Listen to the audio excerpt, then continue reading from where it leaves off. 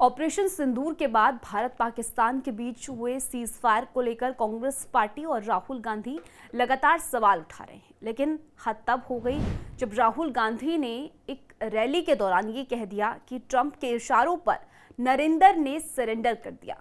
BJP इस बयान को अमर्यादित और पाकिस्तान की भाषा बता रही है। तो अब असम के मुख्यमंत्री हेमंत बिस्वा शर्मा ने भी राहुल गांधी के सरेंडर वाले बयान पर कड़ी निंदा की है और उनकी पार्टी पर सवाल खड़े करते हुए उन्होंने कांग्रेस की सरकार के दौरान भारत पर हुए हमलों और समझौतों को याद दिलाया है। अपने लंबे चौड़े पोस्ट में उन्होंने क्या कुछ लिखा है आपको बताएंगे, लेकिन उससे पहले आयुन भारत डिजिटल को सब्सक्राइब कर लीजिए। स्वागत है आपका, मेरा नाम तान्या अधिकारी। दरअसल इस वक्त लोकसभा में नेता प्रतिपक्ष राहुल गांधी की ओर से प्रधानमंत्री नरेंद्र मोदी को सरेंडर मोदी कहने को लेकर बीजेपी कांग्रेस पर हमलावर है। इस बीच अब इस विवाद को लेकर असम के सीएम हेमंत बिस्वा शर्मा ने एक पोस्ट किया। एक्स पर पोस्ट कर उन्होंने कहा, ऑपरेशन सिंदूर की बड़ी सफलता के बावजूद राहुल गांधी ने पीएम मोदी का मजाक उड़ाने की हिम्मत की है।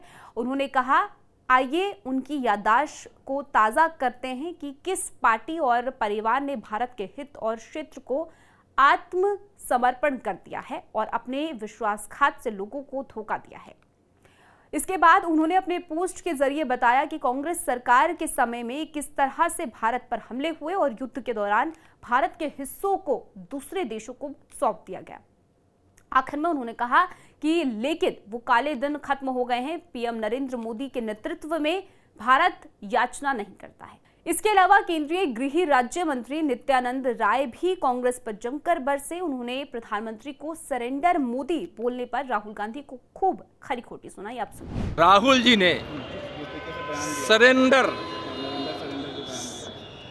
शब्द का इस्तेमाल जो कर रहे हैं वह बहुत घोर आपत्तिजनक है। कांग्रेस का इतिहास रहा है सरेंडर का।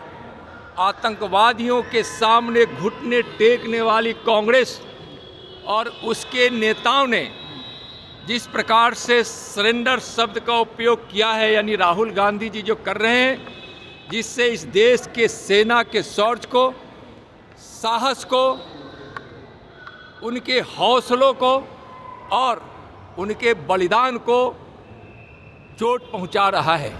दरअसल भारत सरकार ने आधिकारिक तौर पर कह दिया है कि पाकिस्तान के साथ सीज फायर में किसी भी तीसरे पक्ष की भूमिका नहीं थी। लेकिन राहुल गांधी बार बार सरकार की मंशा पर सवाल खड़े कर रहे हैं। वो खुले मंच से ऑपरेशन सिंदूर के दौरान भारतीय सेना को हुए नुकसान की रिपोर्ट मांग रहे हैं। उन्होंने एक्स पर पोस्ट में पूछा था कि पाकिस्तान ने भारत के कितने फाइटर जेट मारे हैं।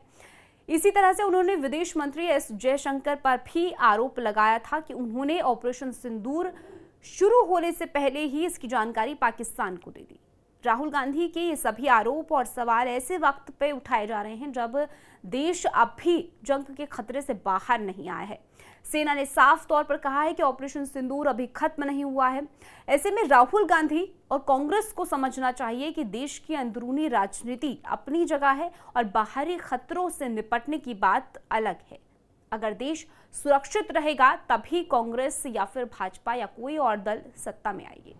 खबर में इतना ही। पूरी स्टोरी को लेकर अपनी राय कमेंट सेक्शन में जरूर बताइएगा। देश दुनिया की खबरों के लिए आप जुड़े रहिए आयुन भारत डिजिटल के साथ।